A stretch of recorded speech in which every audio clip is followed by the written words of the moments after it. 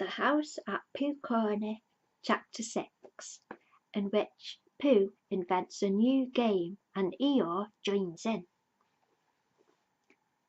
By the time it came to the edge of the forest, the stream had grown up, so that it was almost a river, and being grown up, it did not run and jump and sparkle along as it used to do when it was younger, but moved more slowly.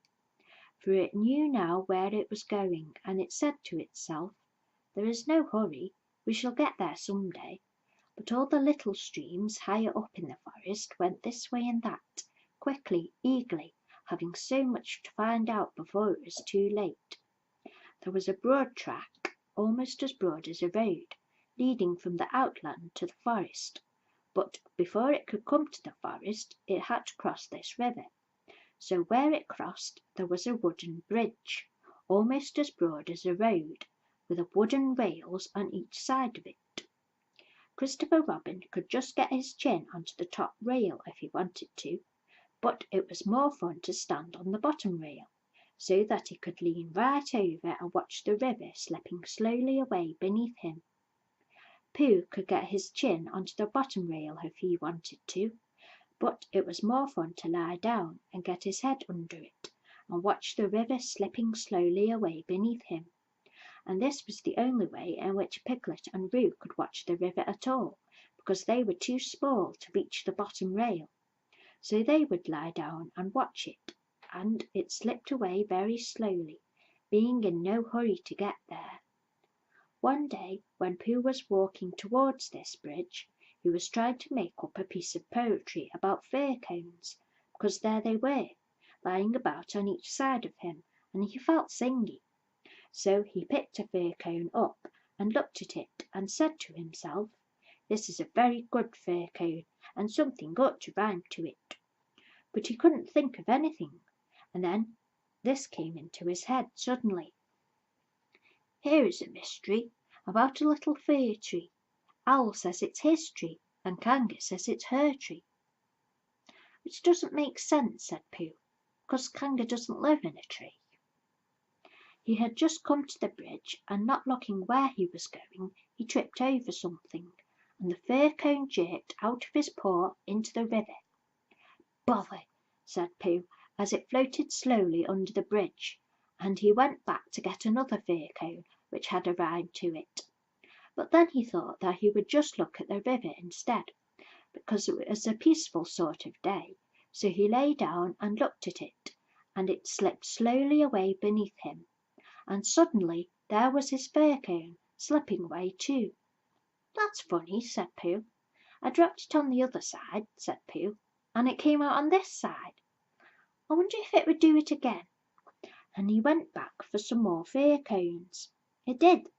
It kept on doing it. Then he dropped two in at once and leant over the bridge to see which of them would come out first, and one of them did. But as they were both the same size, he didn't know if it was the one which he wanted to win or the other one. So the next time he dropped one big one and one little one, and the big one came out first, which was what he had said it would do, and the little one came out last, which was what he had said it would do. So he had won twice. And when he went home for tea, he had won 36 and lost 28, which meant that he had, well, you take 28 from 36, and that's what he was, instead of the other way round. And that was the beginning of the game called Pooh Sticks, which Pooh invented, and which he and his friends used to play on the edge of the forest. But they played with sticks instead of fir cones, because they were easier to mark. Now, one day Pooh and Piglet and Rabbit and Roo were all playing Pooh Sticks together. They had dropped their sticks in when Rabbit said go, and then they had hurried across to the other side of the bridge, and now they were all leaning over the edge, waiting to see whose stick would come out first.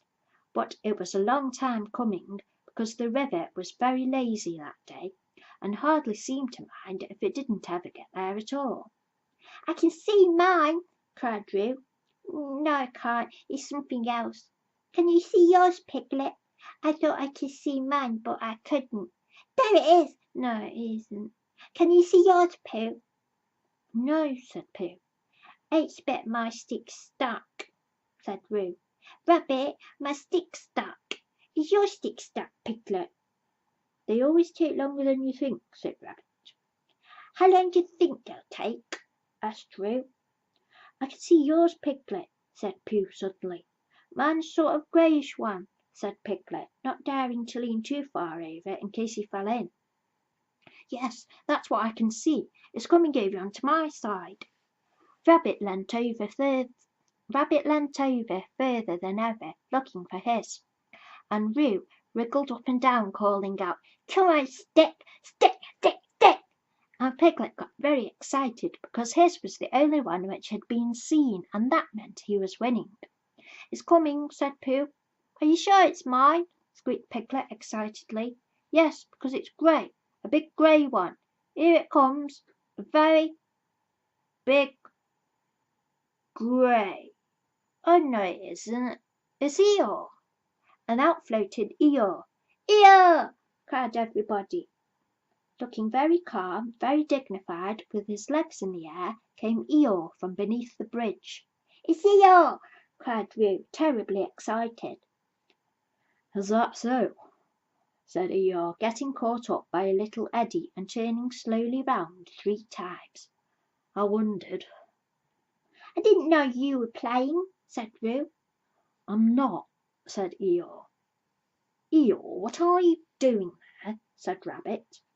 "I'll give you 3 guesses, Rabbit. Digging holes in the ground. Wrong. Leaping from branch to branch of a young oak tree. Wrong. Waiting for somebody to help me out of the river. Right. Give Rabbit time, he always gets the answer." "But Eeyore," said Pooh in distress, "what can we, how shall we do you think if we—" "Yes," said Eeyore, "one of those would be just the thing. Thank you, Pooh." "He's going round and round," said Roo, much impressed. "Why not?" said Eeyore coldly. "I can swim too," said Roo proudly. "Not round and round," said Eeyore. "It's much more difficult. I don't want to come swimming at all today." He went on, revolving slowly. "But if when in I decide to practise a slight circular movement from right to left, or perhaps I should say," he added, as he got into another eddy, "from left to right, just as it happens to occur to me, it is nobody's business but my own." There was a moment's silence while everybody thought. "I've got a sort of idea," said Pooh at last, "but I don't suppose it's a very good one." "I don't suppose it is either," said Eeyore. "Go on, Pooh," said Rabbit. "Let's have it." "Well, if we all threw stones and things into the river on one side of Eeyore, the stones would make waves, and the waves would wash him to the other side." "That's a very good idea," said Rabbit, and Pooh looked happy again. "Very," said Eeyore. "When I want to be washed, Pooh, I'll let you know." "Supposing we hit him by mistake?" said Piglet anxiously. "I supposing you miss him by mistake," said Eeyore. "Think of all the possibilities, Piglet, before you settle down to enjoy yourselves." But Pooh had got the biggest stone he could carry, and was leaning over the bridge, holding it in his paws. "I'm not throwing it, I'm dropping it, Eeyore," he explained. "And then I can't miss. I can't hit you. Could you stop turning round for a moment, because it muddles me rather." "No," said Eeyore, "I like run turning round." Rabbit began to feel that it was time he took command. "Now, Pooh," he said, "when I say now, you can drop it. Eeyore, when I say now, Pooh will drop his stone." "Thank you very much, Rabbit. I expect I shall know." "Are you ready, Pooh?" Piglet, give Pooh a little more room. Get back a bit there, Roo. Are you ready?" "No," said Eeyore. "Now," said Rabbit. Pooh dropped his stone. There was a loud splash, and Eeyore disappeared. It was an anxious moment for the watchers on the bridge. They looked and looked, and even the sight of Piglet's stick coming out a little in front of Rabbit's didn't cheer them up as much as you would have expected. And then, just as Pooh was beginning to think that he must have chosen the wrong stone, or the wrong river, or the wrong day for his idea, something grey showed for a moment by the river bank, and it got slowly bigger and bigger, and at last it was Eeyore coming out. With a shout they rushed off the bridge and pushed and pulled at him, and soon he was standing among them again on dry land. "Oh, Eeyore, you are wet," said Piglet, feeling him. Eeyore shook himself and asked somebody to explain to Piglet what happened when you had been inside a river for quite a long time. "Well done, Pooh," said Rabbit kindly. "That was a good idea of ours." "What was?" asked Eeyore. "Hushing you to the bank like that." "Hushing me?" said Eeyore in surprise. "Hushing me? You didn't think I was hushed, did you? I dived. Pooh dropped a large stone on me so as not to be struck heavily on the chest. I dived and swam to the bank." "You didn't really," whispered Piglet to Pooh so as to comfort him. "I didn't think I did," said Pooh anxiously. "It's just Eeyore," said Piglet. "I thought your idea was a very good idea." Pooh began to feel a little more comfortable, because when you are a bear of very little brain, and you think of things, you find sometimes that a thing which seemed very thingish inside you is quite different when it gets out into the open and has other people looking at it. And anyhow, Eeyore was in the river and now he wasn't, so he hadn't done any harm. "How did you fall in, Eeyore?" asked Rabbit as he dried him with Piglet's handkerchief. "I didn't," said Eeyore. "But how—" "I was bounced," said Eeyore. "Ooh!" said Roo excitedly. "Did somebody push you?" "Somebody bounced me.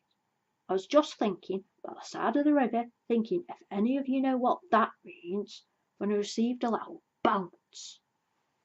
"Oh, Eeyore!" said everybody. "Are you sure you didn't slip?" asked Rabbit wisely. "Of course I slipped. If you're standing on the slippery bank of a river and somebody bounces you loudly from behind, you slip. What do you think I did?" "But who did it?" asked Roo. Eeyore didn't answer. "I expect it was Tigger," said Piglet nervously. "But Eeyore," said Pooh, "was it a joke or an accident? I mean—" "I didn't stop to ask, Pooh. Even at the very bottom of the river I didn't stop to say to myself, is this a hearty joke or is it a merest accident? I just floated to the surface and said to myself, it's wet, if you know what I mean." "And where was Tigger?" asked Rabbit. Before Eeyore could answer, there was a loud noise behind them, and through the hedge came Tigger himself. "Hello, everybody!" said Tigger cheerfully. "Hello, Tigger!" said Roo. Rabbit became very important suddenly. "Tigger," he said solemnly, "what happened just now?" "Just when?" said Tigger a little uncomfortably. "When you bounced Eeyore into the river." "I didn't bounce him." "You bounced me," said Eeyore gruffly. "I didn't really. Had a cough, and I happened to be behind Eeyore, and I said, 'Grr!'" "Why?" said Rabbit, helping Piglet up and dusting him. "It's all right, Piglet." "Took me by surprise," said Piglet nervously. "That's what I call bouncing," said Eeyore. "Taking people by surprise. Very unpleasant habit. I don't mind Tigger being in the forest," he went on, "because it's a large forest and there's plenty of room to bounce in it, but I don't see why he should come into my little corner of it and bounce there. It isn't as if there's anything very wonderful about my little corner. Of course, for people who like cold, wet, ugly bits, it is something rather special, but otherwise it's just a corner, and if anybody feels bouncy—" "I didn't bounce, I coughed," said Tigger crossly. "Bouncy or cough, it's all the same at the bottom of the river." "Well," said Rabbit, "all I can say is, well, here's Christopher Robin, so he can say it." Christopher Robin came down from the forest to the bridge, feeling all sunny and careless, and just as if twice 19 didn't matter a bit, as it didn't on such a happy afternoon, and he thought that if he stood on the bottom rail of the bridge and leant over and watched the river slipping slowly away beneath him, then he would suddenly know everything that there was to be known, and he would be able to tell Pooh he wasn't quite sure about some of it. But when he got to the bridge and saw all the animals there, Then he knew that it wasn't that kind of afternoon, but the other kind, when you wanted to do something. "It's like this, Christopher Robin," began Rabbit. "Tigger—" "No, it didn't," said Tigger. "Well, anyhow, there I was," said Eeyore. "But I don't think he meant to," said Pooh. "He just is bouncy," said Piglet, "and he can't help it. Try bouncing me." "Try bouncing me, Tigger," said Pooh eagerly. "Eeyore, Tigger's going to try me. Piglet, do you think—" "Yes, yes," said Rabbit. "We don't all want to speak at once. The point is, what does Christopher Robin think about it?" "All I did was cough," said Tigger. "He bounced," said Eeyore. "What, sort of buffed," said Tigger. "Hush," said Rabbit, holding up his paw. "What does Christopher Robin think about it all? That's the point." "Well," said Christopher Robin, not quite sure what it was all about, "I think—" "Yes," said everybody, "I think we all ought to play Pooh Sticks." So they did, and Eeyore, who had never played it before, won more times than anybody else, and Roo fell in twice, the first time by accident and the second time on purpose, because he suddenly saw Clango coming from the forest, and he knew he'd have to go to bed anyhow. So then Rabbit said he'd go with them, and Tigger and Eeyore went off together, because Eeyore wanted to tell Tigger how to win at Pooh Sticks, which you do by letting your stick drop in a twitchy sort of way, if you understand what I mean, Tigger. And Christopher Robin and Pooh and Piglet were left on the bridge by themselves. For a long time they looked at the river beneath them, saying nothing, and the river said nothing too, for it felt very quiet and peaceful on a summer afternoon. "Tigger is all right, really," said Piglet lazily. "Of course he is," said Christopher Robin. "Everybody is, really," said Pooh. "That's what I think," said Pooh. "But I don't suppose I'm right," he said. "Of course you are," said Christopher Robin.